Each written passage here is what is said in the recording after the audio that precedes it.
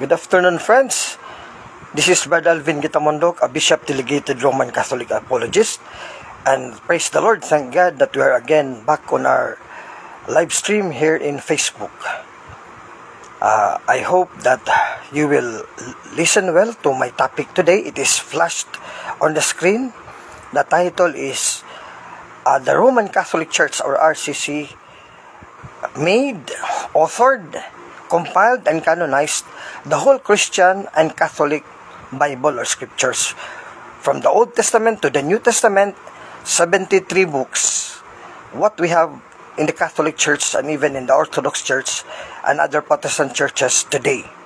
So please listen well, and if you like the video, please share to your groups and pages, to your Facebook wall, so that many Catholics and non-Catholics would be informed.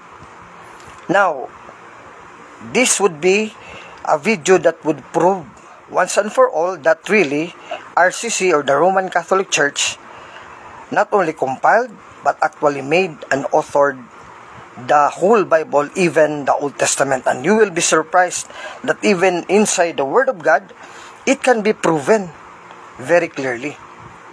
Now, in the New Testament, I have here a small Old Testament. Christ and the apostles said that first and foremost, the scriptures, especially in the Old Testament, this refers to the Old Testament, is given as a gift of God to the Jews. Let us read the Bible. Here, we will use the Holy Bible, the New Revised Standard Version, with Apocrypha. This is also both a Catholic and a Protestant Bible. In Romans chapter 3, verse 1 and 2, Romans chapter 3, verse 1 and 2. I made this live stream in English so that foreigners and other non-Filipino listeners and viewers in group and pages could also understand our live stream, as the title of this video is also in English. Romans 3, 1 to 2. Then what advantage has the Jew, or what is the value of circumcision? Much in every way. For in the first place, the Jews were entrusted with the oracles of God. Very clear. Romans chapter 3, verse 1 and 2. The Catholic Church affirms it, that first and foremost, the Old Testament, excluding the New Testament, is given as a gift of God, the oracles of God, the words of God, to Israel, to the nation of Israel, God's chosen nation in the Old Testament. They are commonly known as the Jews or the Israelites. That is what we can read in Romans chapter 3, verse 1 and 2. But since the Jews did not recognize Jesus Christ, our Lord and Savior and Redeemer, as the true Messiah, John 1:11, his own nation, his own people, did not accept and recognize him. But to all those who accept him and believe in him, are given the privilege and the right to become children of God. John chapter 1, verse 11. So there is also a prophecy in the Old Testament that even the scriptures, the testimony, would be given to the true apostles, servants, and disciples of the Messiah in the New Testament. And this is what is not known by Protestants and non-Catholics. They are only fond of attacking the Roman Catholic Church without studying very closely every verse of the Bible from Genesis to Revelation. For examples, in Isaiah chapter 8, verse 20, Protestants, especially Seventh-day Adventists, would be fond of using this verse to affirm, and even evangelicals, to affirm that this is speaking about the scriptures or the word and oracles of God. Isaiah chapter 8, verse 20. New Revised Standard Version, both Catholic and Protestant with Apocrypha, it reads, Isaiah 8:20, for teaching and for instruction, surely those who speak like this will have no dawn. So if they do not speak according to this word, according to the scriptures in the Old Testament, that is what Protestants mean in Isaiah 8:20, they have no light, or they have no dawn for them.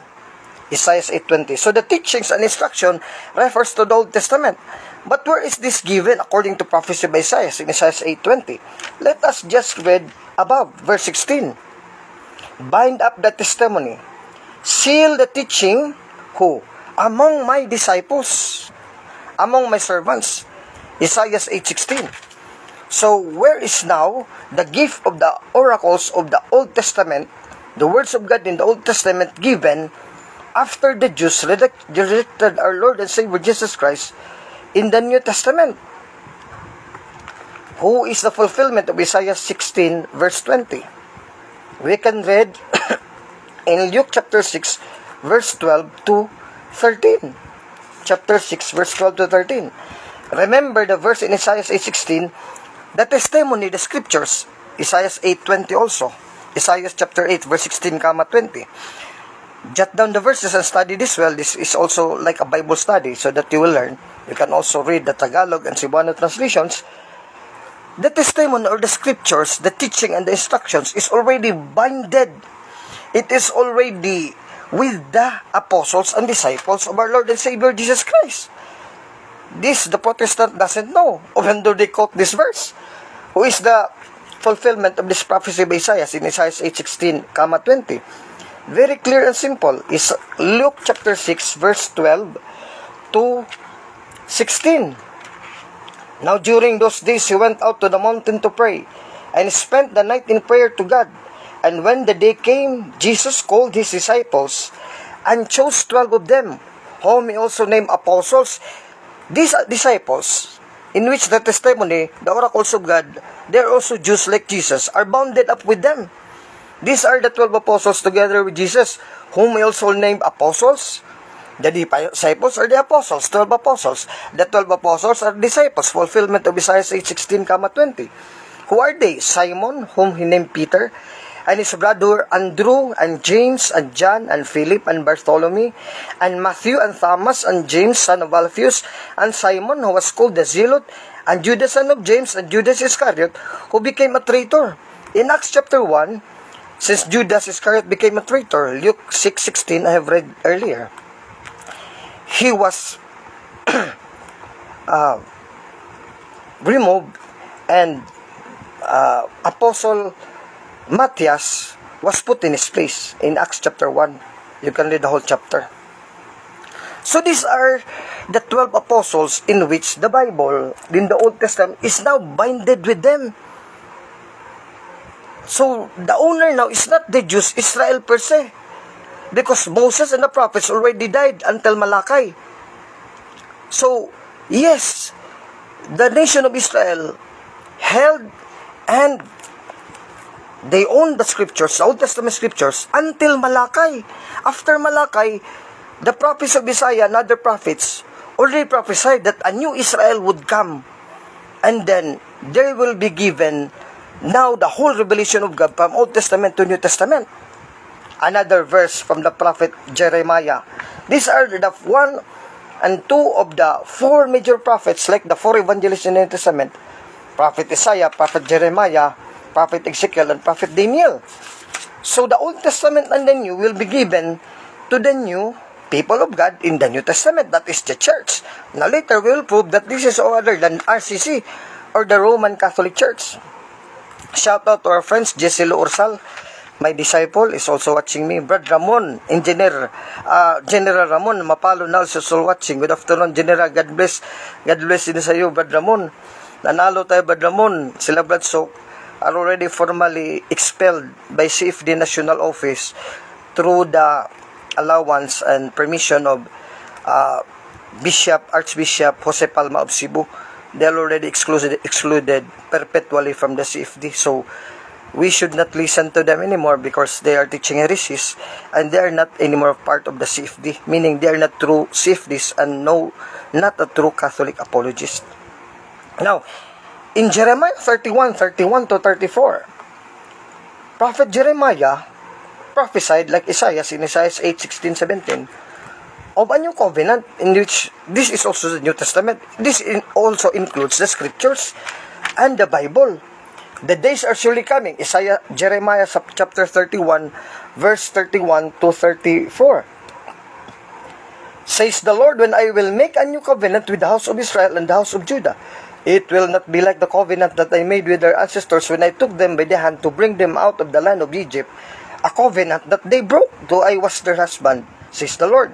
But this is the covenant I will make with the house of Israel after those days, says the Lord. I'll put my law within them. So the law, the scriptures will be given to the new people of God, the new Israel, as prophesied here, that I have read. Take this down, Jeremiah 31 to 34. I'll put my law within them. So the Bible will be given in the Old Testament, and the New Testament will be given to the new people of God. And I will write it on their hearts. So through oral tradition, from the heart and the mind of the new Israel, the apostles and the disciples of the Christian church, where is no other than RCC, Roman Catholic Church, no Protestant church in history. The Word of God and the law of God, the testimony of God in Isaiah 8, 16, 17, will be given to the new people of God, which is no other than the Church of God, the RCC, Roman Catholic Church. No longer shall they teach one another or to say each other, know the Lord, for they shall all know me, from the least of them to the greatest, says the Lord. For I will forgive their iniquity and remember their sin no more. Now, this is also affirmed by St. Paul that this is fulfilled in the New Testament through the church that Christ built in Matthew 16, 18, 19. When Christ said to Peter, thou art Peter, and upon this rock I will build my church, and even the gates of hell shall not prevail against it. I will give to you, Peter, the keys of the kingdom of heaven. Included is given the oracles of God, the writings, the Old Testament scriptures, and the revelations and the word of God, Isaiah 8, 16, 17, 20, and Jeremiah 31, 34, to this church. Whatever, I will give you the keys of the kingdom of heaven. Whatever you loose on earth shall be loose in heaven. Whatever you bound on earth shall be bound in heaven. That is crystal clear. St. Paul quotes Jeremiah 31 to 34 in Hebrews chapter 8, verse 8 to 12. The days are surely coming. St. Paul in Hebrews 8 to 12, quoting Jeremiah 31, 34, I have read earlier. The days are surely coming, says the Lord, then I will establish a new covenant. This is the New Testament. Not only the Old Testament. With the house of Israel, the new Israel of God is the church of God. Galatians 6:16. Galatians 6:16. And with the house of Judah, not like the covenant that I made with their ancestors on the day when I took them by the hand to lead them out of the land of Egypt, for they did not continue in my covenant. And so I had no concern for them, says the Lord. This is the covenant that I will make with the house of Israel after those days, says the Lord. I'll put my laws in their minds and write them on their hearts, and I'll be their God, and they shall be my people. And they shall not teach one another or to say each other, know the Lord, for they shall all know me, from the least of them to the greatest. For I will be merciful toward their iniquities, and I will remember their sins no more. In speaking of a new covenant, he has made the first one obsolete, and what is obsolete and growing old will soon disappear. Hebrews chapter 8, verse 8 to 13. So the Old Testament is not anymore the property or owned by the nation of Israel or the Jews or the Israelites per se.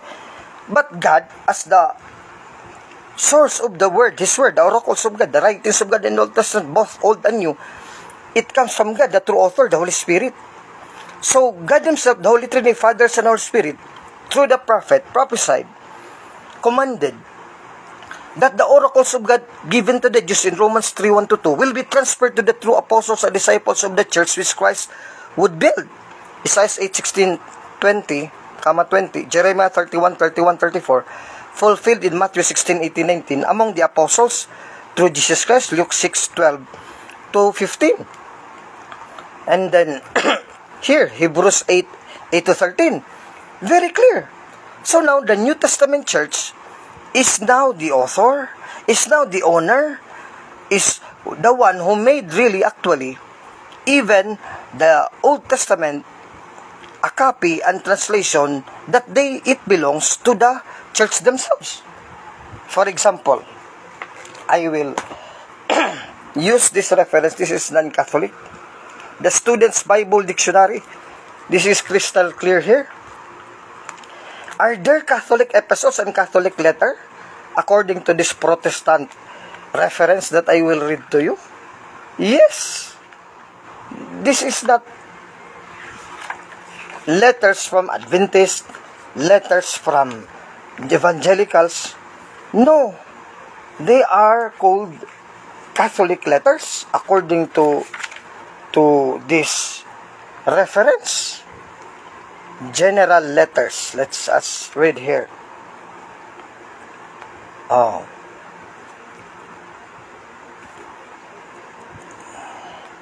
Epistles.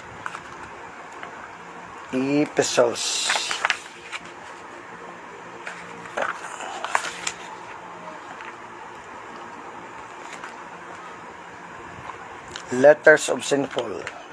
And letters, the Catholic letters.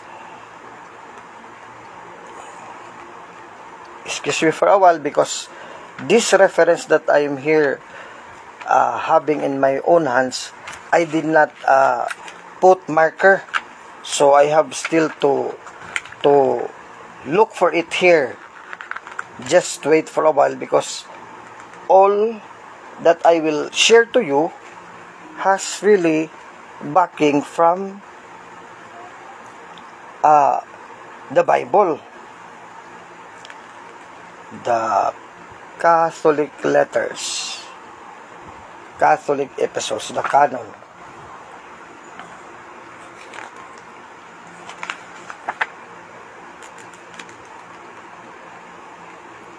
Oh, here, page 58. Catholic letters are the 7 letters of 1st, 2nd, 3rd John, 1st and 2nd Peter, and the Epistle of James. So, very clear. Even the Protestants affirm that Peter, in which the testimony, the oracles are already bound with them, Luke 6:12 to 15, did make Catholic epistles. St. Peter, in which the church is built in Matthew 16:18, Thou art Peter, and upon this rock I will build my church. And even St. John, and even St. James, they are the leaders and the pillars of the church, the Catholic Church, founded by Christ in Matthew 16:18, 19. So this is another proof that really the church, which is founded by God in Matthew 16:18, now authored the Old Testament and New Testament. Now, what happened to the Old Testament? Because non-Catholics and Protestants would tell us they are authored by the Jews. Yes, true. We do not deny it. Moses and the prophets until Malachi from Moses. But we have also a translation of the Greek Septuagint version, Catholic version already, from the Greek, from Palestinian, and the Hebrew canon. For example, here, another book, Josh McDowell, Evidence That Demands a Verdict, Volume 1, Historical Evidences for the Christian Faith.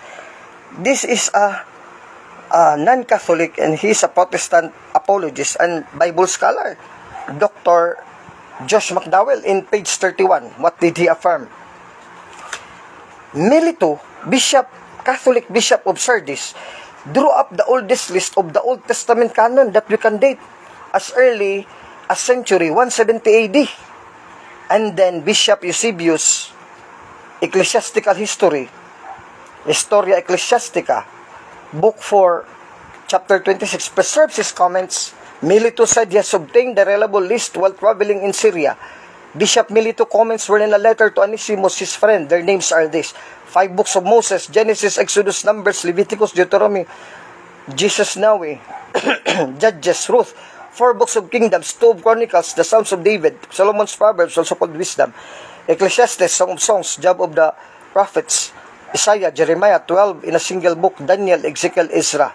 F.F. Bruce comments, it is likely that Bishop Melito included Lamentations with Jeremiah and Nehemiah with Ezra, though it is curious to find Ezra counted among the prophets. In that case, his list contains all the books of the Hebrew canon arranged according to the Septuagint order. Oh, very clear. Melito has now translated into Greek from Hebrew canon, arranged according to the Septuagint Greek version of the Old Testament, from Genesis to Malachi, including also the Deuterocanon 7 books, with exception of Esther. Esther may not have been included in the list received from his informants in Syria. The threefold division of the present Jewish text with the 11 books in the writing system from the Mishnah, Baba Batra Tractate, 5th century AD. 5th century AD. So, here, this is very clear that we have a Catholic Church translation by Catholic Bishop Melito of Sardis from the Old Testament, Genesis to Malachi, and even the 7 Deuterocanon. So that is proof enough that the Catholic Church itself owned Old Testament canonical books. That is already 46 books by Bishop Mellitus of Sardis. This is a Catholic bishop, this is not Protestant. So wala na. Bagsak ng Protestant, talo na. Now, another reference. Dito, Cardinal John Henry Newman, an essay on the development of Christian doctrine, Penguin Classics, tapos, page,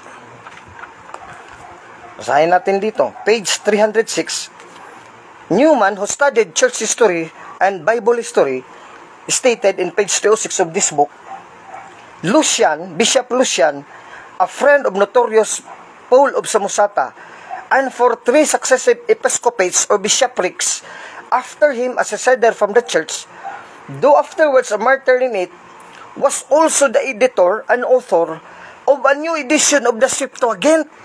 Ito pala si Bishop Lucian, na Katoliko din. He heard the episcopate or the bishopric of Samosata after Paul na isang seceder lumabas sa simbahang Katoliko. Later become the martyr si Lucian, Santos sa siguro data to. Editor din siya at author ng bagong edisyon ng Septuagint. So dagdagan yung kang Bishop Mellitus sa Old Testament, meron ding Greek na translation na sarili ang Iglesia Katolika through Bishop Lucian of Samosata. O dalawa na ngayon. Di bagsak na, libing na ang mga Protestante. Kayo, meron kayong Old Testament tulad kay Bishop Melito at kay Bishop Lucian ng Roman Catholic Church. From Genesis to Malachi and even 7 Deuterocanonical books. Wala, zero kayo eh. I'm sorry to tell you, Protestant. Hindi talaga kayo mananalo sa akin kung magdebate tayo eh. Ako kasi ang chief apologist dito. The chief apologist. Kaya nga chief eh, kasi he knows more than any apologist in the Catholic Church. Now, ano pa? Ang ibang patunay. O, dito naman, yun yung isang patunay. Third, o, dito, Eusebius says no more than it had been up to his time. Bishop Eusebius, acknowledged by the majority, and he classes it with the shepherd of St. Hermas and epistle of St. Barnabas. And then also Bishop Caius exclude is from his canonical list. So another bishop naman ng Catholic Church nag-canonize ng 27 books at 46 books of the Old and New Testament. Bishop Caius, meron ding canonical list, o 3 na obispo. Bishop Eusebius, 4 na. Bishop Caius, Bishop Lucian, at Bishop Mellitus. Puro Catholic bishops to. Sabi ni ang Sabadista na pastor, si Pastor Bacalaris, sabi niya, si Marcion daw, na nag-canonize ng, may lista ng New Testament, 27 books, heretical. Heretical, pero Catholic din siya eh. Is also a bishop, si Marcion, Catholic din siya. Nagtulo lang siya ng heresy na exclude sa canon ng Old Testament, pero he's still Catholic, pero excommunicated siya. Pero sabi niya, si Bacalaris, namakak, nagsinungaling. Hindi daw Katoliko si Marcion. Katoliko nga si Marcion, kaya nga sinabing heretic kasi nagtuturo ng kamalian si Marcion. Pero galing siya sa Katoliko, who canonized 26 books in the New Testament. Nabisto dito mga kabulaanan. No? Napakaliwanag dyan. So si Caius, meron siyang list, canonical list and compilation of both Old and New Testament. Bishop Mellitus of Sardis, Bishop Lucian of Samosata, and Bishop Eusebius of Alexandria. 4 na. Marami pa to dito. Bukod pa doon sa 7 Apostolic Epistles na Peter, James, and John sa New Testament. Kaya ito, binigay na ang Old Testament sa Catholic Church. Kaya ang Catholic Church may edition na ng Septuagint Greek and the Hebrew Bible translated into Greek ng mga church fathers, Lucian, Eusebius, St. Jerome, St. Augustine, mga canonist of the Christian Church, which is Northern RCC, Roman Catholic Church, and then Bishop Caius, and then Marcion, etc. Marami eh. You review the video. Napakaliwanag dyan. Dito ngayon, ang patunay natin, meron talaga, dito si Ray Fuentes, bumagsak at lahat ng Protestante sa buong mundo, they lose the debate on this who authored, made, and compiled, and canonized the Bible because they did not tell the truth about the Greek manuscripts that the Catholic Church had. For example, the Codex Sinaiticus, this is both Old Testament, Greek manuscript of the Catholic Church, and New Testament combined. Codex Sinaiticus belongs to the 4th century, discovered by Constantine Tischendorf in 1859. Where? In the monastery of St. Catherine of Mount Sinai. So, the monks here kept this Sinaitic manuscript or Codex Sinaiticus. It was one of the 50 precious Bible manuscripts which, as the Catholic Church historian Eusebius, and dito naman tells us, were made by order of Constantine the Great for the churches, the Catholic churches of Constantinople. It contains the greatest part of the Greek translation of the Old Testament, Septuagint, and the whole of the New. Mantakin yung Old and New. 3rd century, nandito na pala, Codex Sinaiticus sa Katoliko pala. Mga munghin nagtago, si Eusebius ang responsible nito. The translation, the Bishop St. Eusebius, Catholic canonist and Bishop of the Catholic Church. The Sinaitic manuscript is in St. Petersburg, Leningrad. So ito, marami akong libro dito. Father John Locke's Introduction to the Bible, the nature, history, and authorship and content of the Holy Bible, with selections from the commentaries on the various books, page 34. O ito pa, page 36. O ito, Codex Sinaiticus. Mga Catholic yan. Codex Alejandrinus is also Catholic. Codex Sinaiticus is also Catholic. This codex, mga kopya, manuscripts, dating to 3rd to 4th century, are Catholic manuscripts.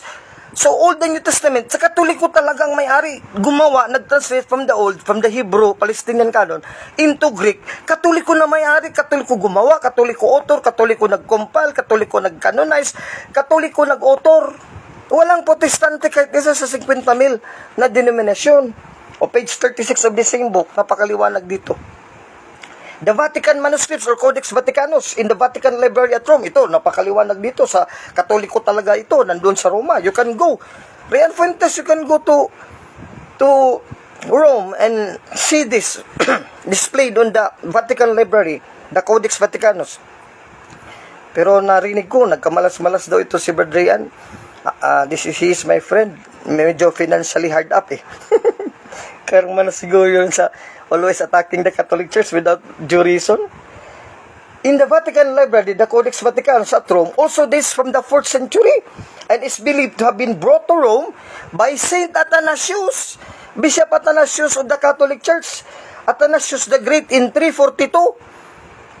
Council of Nicaea, mga obispo Katoliko yung 325, nandun yun sa Athanasius.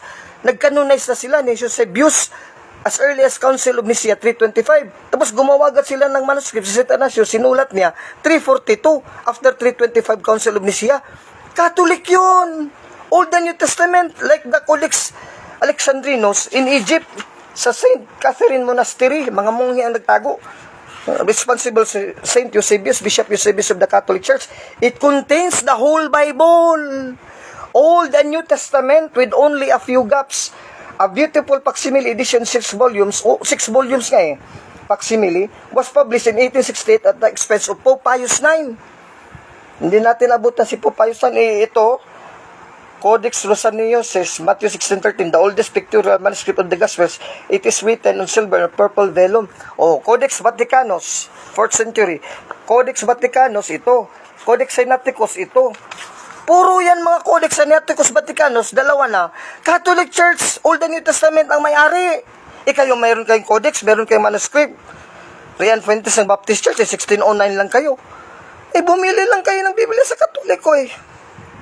Actually, you stole the word of God from the Catholic Church. Jeremiah 23:30-33. Magnanakaw kayo ng salita ng Diyos. Ayon ni Jeremias 23:30-33. O ano pa? The Alexandrine manuscript. So, Codex Vaticanus, Codex Sinaiticus, Codex Alexandrinus, which contains also practically the whole Bible. Bible na naman, whole Old and New Testament from Genesis to Revelation. At saka meron to Deuterocanon. Belongs to the 5th century. It was discovered on Mount Athos and is preserved in the British Museum. Sino ang responsible ng Codex Alexandrinus?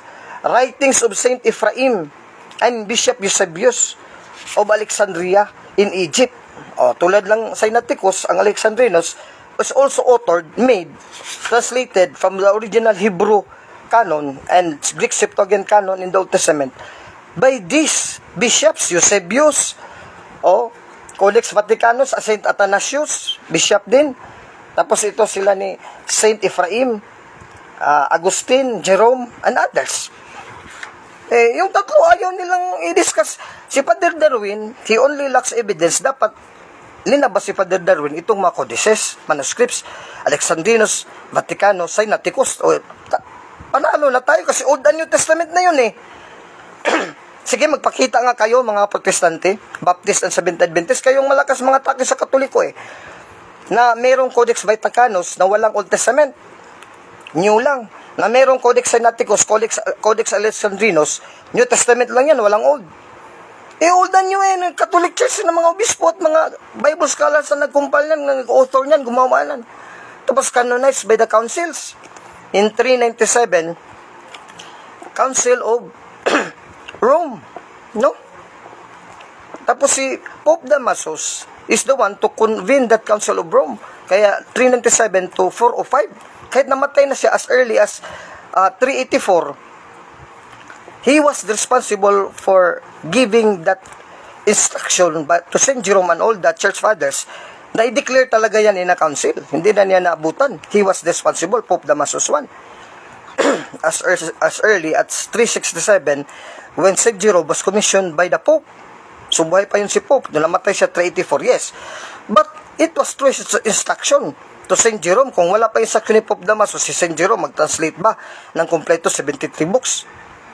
Yan. Yan ang patunay. So wala na. Halo na dito ang mga hindi Katoliko. This is already enough. Now, dito patunayan natin na ang Iglesia Katolika talaga ang may-ari, may authority ng sa Biblia. Dito, balik ulit tayo sa pagbabasa dito. Excuse me muna for a while,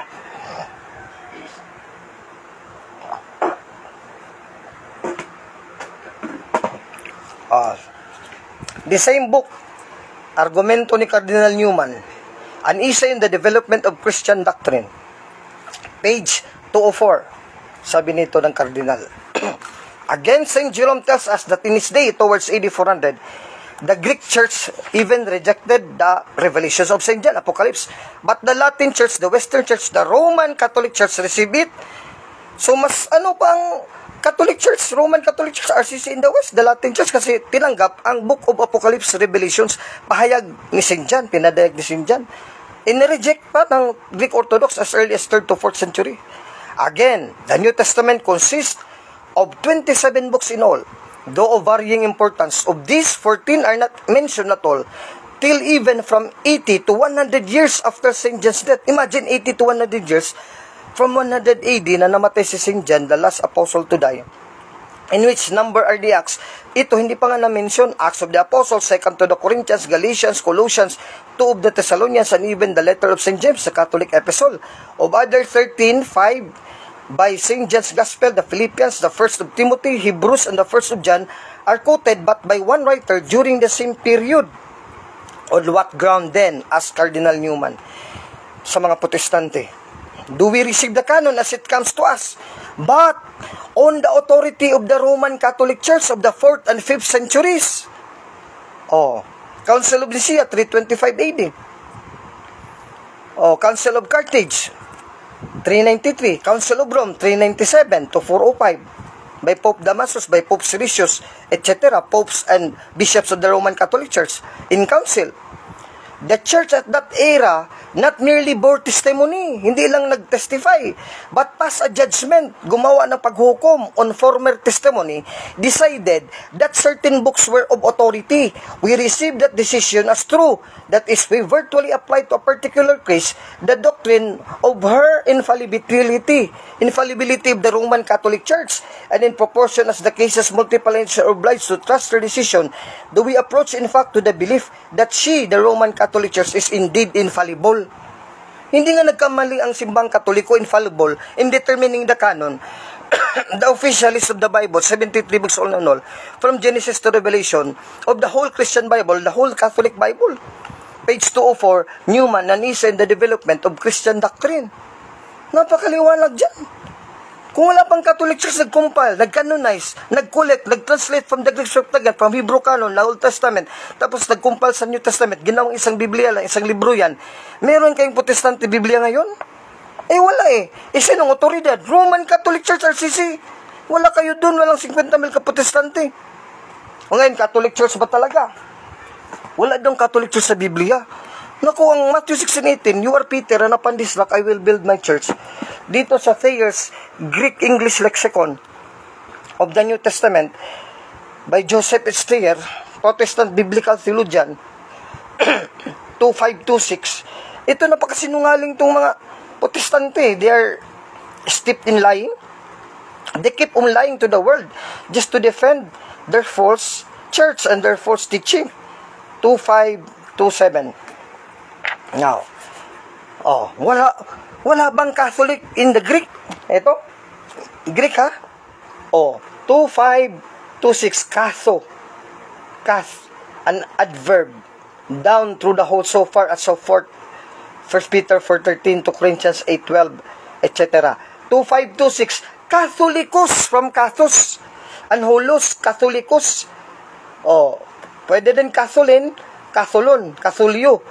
This is a verb and also a noun, meaning general. General, yung general church of the firstborn na belongs Moses and all the prophets in Hebrews 12:23, the church in heaven, the general assembly of the church in heaven, including the angels, and God Almighty and Jesus Christ, the new mediator. It is the Catholic Church, the general church of the firstborn, Hebrews 12:23.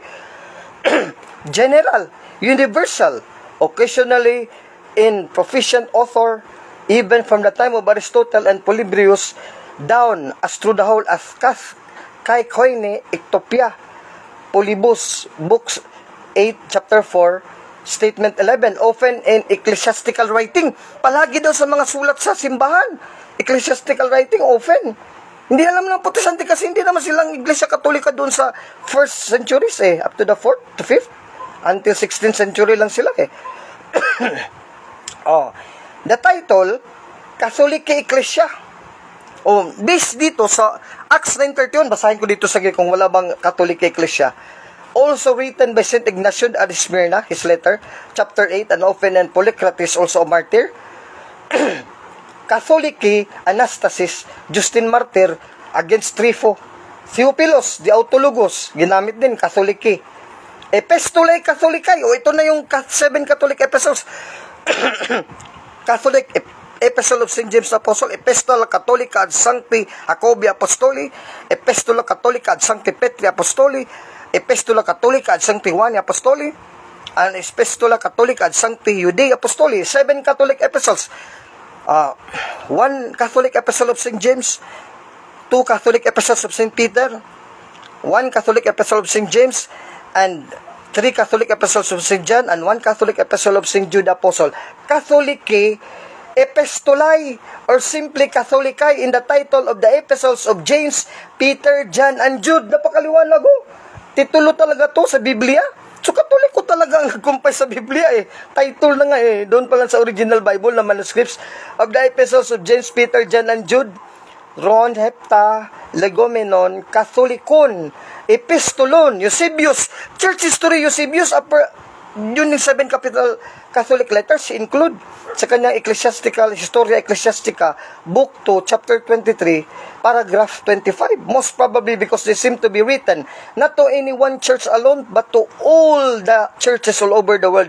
Dictionary of Christian Antiquity, the word Catholic, 2526, 2527. Catholio, it is written and authored before Aristotle. Also, adverb wholly, entirely, at all. Ang buo, anong talata? Acts 4:18. Also in the Old Testament Septuagint, Ezekiel 13:3, Ezekiel 13:22, tapos kay Zeno, Plato, Democritus, Aristotle, and others. Amos 3:3-4 in the Old Testament also. Naku, ang dami pala dito. Magbasa na lang tayo ng dalawa. I have here a Greek Bible. No? Greek Bible.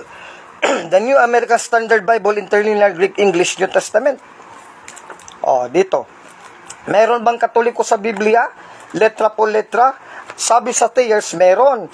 Acts 4:18, letra po letra. At Acts 9:31, letra po letra. Acts 4:18, basahin natin. Kung wala bang katoliko. Hindi yan magsisinungaling si Thayer eh. Itong mga Sabadista at mga evangelical, mga Baptist, mga sinungaling, hindi nagbasa, nag-aral ng Greek Bible. Letra po letra. Acts 4:18. Kay Kalisantes, Hotos, Paringilian, Kasulyo. Pwede din na sabi ni Thayer, Kasuliki.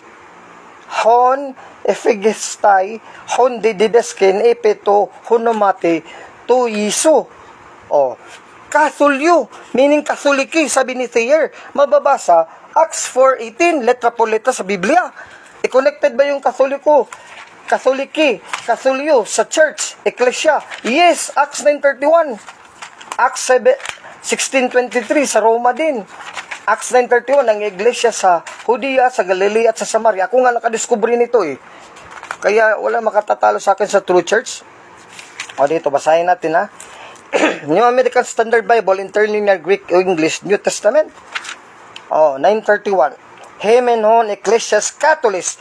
Ecclesia Katoliki daw, sabi dito ni Thayer. So, Greek Bible, tapos reference ng Protestant si Thayer. Hindi to Catholic ha. Protestant na NASB, tapos Thayer, Protestant Bible Scholar. Nagpapatunay, may Catholic Ecclesia sa Biblia.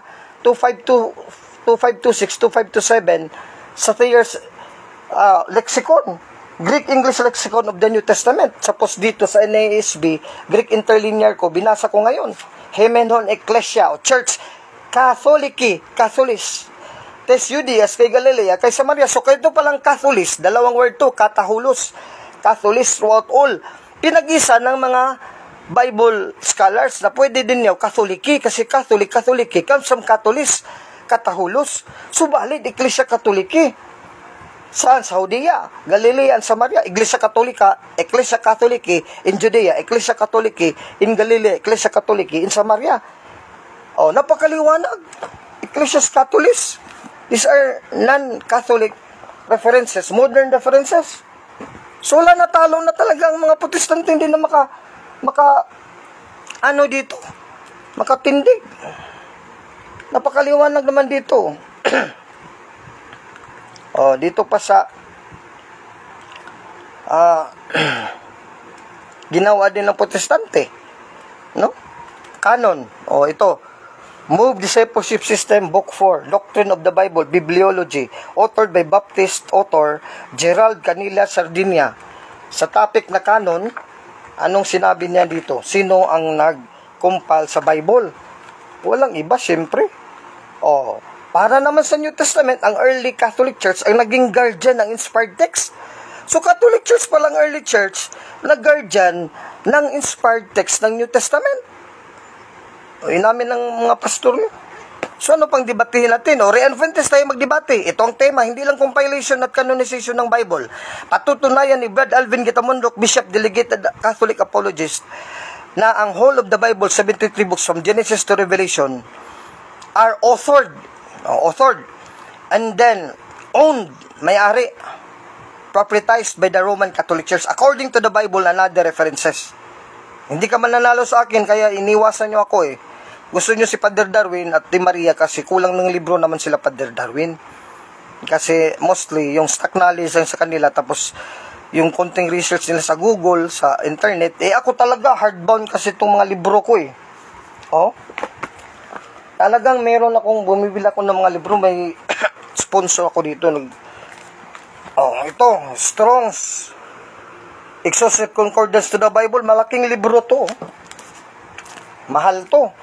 Ngayon, tingnan natin sa Strong's Concordance. Kung dito sa Strong's Dictionary 2526, wala bang Catholic Church sa sinasabi ni Joseph Thayer sa Greek Dictionary dito? 2527, tingnan natin. Nagsinungaling ba si dito? Augustus Strong? James Strong? Dito sa page 1637, makapal kasi itong libro. G2526 Greek 2526 Catho from G2596 and G3739, according to which thing precisely in proportion as according to that and as much as that. G2526 Greek 2526 Catholicos Catholicos from Greek 2:5-7 sa Bible to ha. Yung Acts 9:31, Acts 4:18 at iba pa.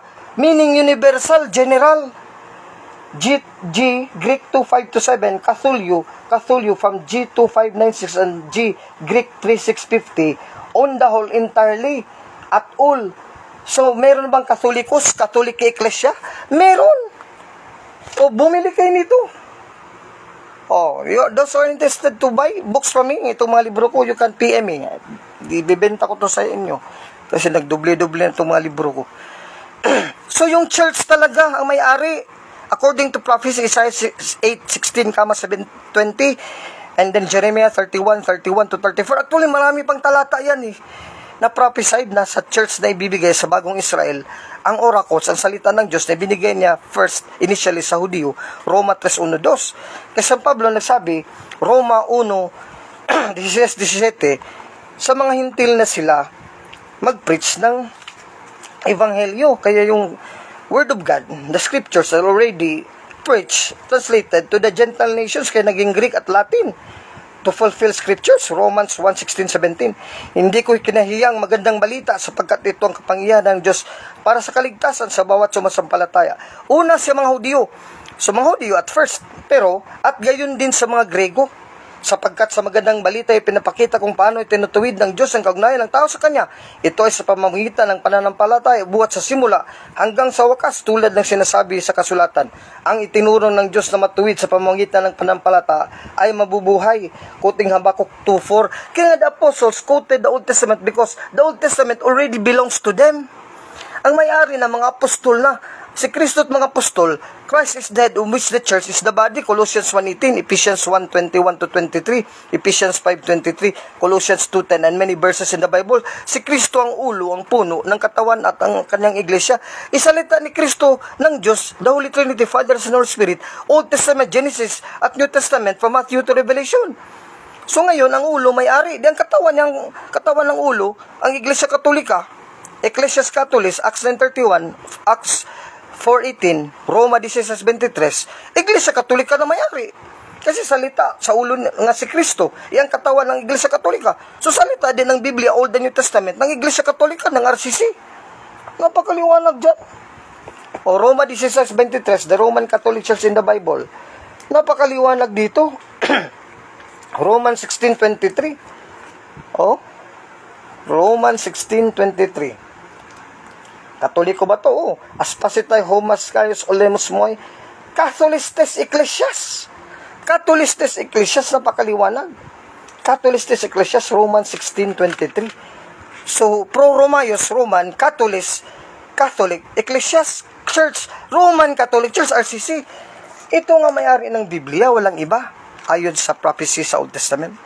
So, ayan po mga kapatid ko, mga Katoliko, napatunayan ko agad. I don't need to expose. Madami pa kung dito, we will have a part 2 of this. Wala na, bugbog sarado, kaya hindi yan lumalaban sa akin si Rian Fuentes, alam ko Kahit mga Sabadista, ito sa June 17, may debate kami dito ni Camacho na Sabadista. Patunayan daw niya, hindi Katoliko ang author ng Biblia, ang may-ari ng Biblia. Nako, lapat na lapat dito sa exposition ko ngayon, sa video ko ngayon.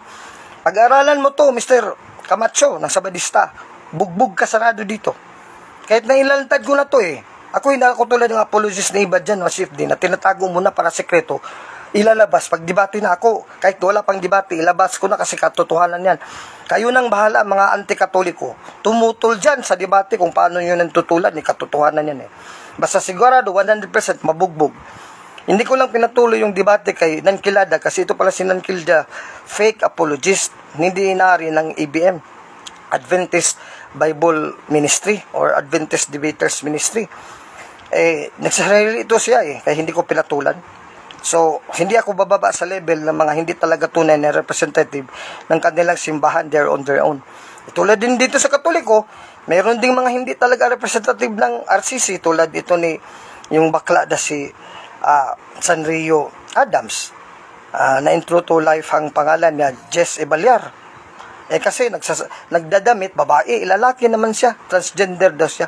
Hindi nagpapukorek sa punto por punto nila Father Darwin nga, baguhin niya yung damit niya, dapat lalaki talagang damit. Tapos sa lalaki ang pagsasalita, hindi babae. Ibawal yan sa Biblia. Hindi pwede apologist tapos bakla ka. Tapos practicing bakla ka in live stream. Bawal yan. Basahin yung Biblia. Unang Korinto 6:9, Roma 1, 26-27, 1 Timothy chapter 1, and maraming verses pa sa Biblia. So hanggang dito lang tayo. Shoutout ko na lang, Brad Boy Letra, John Paulo Cruz. Malapit na ang delegation mo. Brad Earl Sanchez, kaibigan ko rin na si FD doon sa Mindanao. Brad Roderick Yudes Hugo. Kyle A. Padilla is also watching. Yung iba, Rotzen Rosales Tebes, Raymond Gailo, my friend, Cheryl Cueva, my sister-in-law, Brad General Ramon Mapalo Naol. Sabi ni Brad Ramon na he was sad to know that na-expelled na sila Blasok in perpetua, no? Perpetual expulsion from the CFD National Organization. Jeffrey Velasco, yung iba pa dito, Ruto, meron ding mga sabadista, David Jefferson Kalumpang, at iba pa dyan. So, hanggang dito na lang, no? Good afternoon. Pakishare to yung live stream ko. Good afternoon. Bye-bye and God bless. In the name of the Father, the Son, the Holy Spirit. Amen. Our Father, who art in heaven, holy be your name. Your kingdom come, your will be done on earth as in heaven. Give us this day our daily bread, and forgive us our sins, as we forgive those who sin against us. Do not bring us to the test, but deliver us from evil. Amen. Hail Mary, full of grace, the Lord is with you.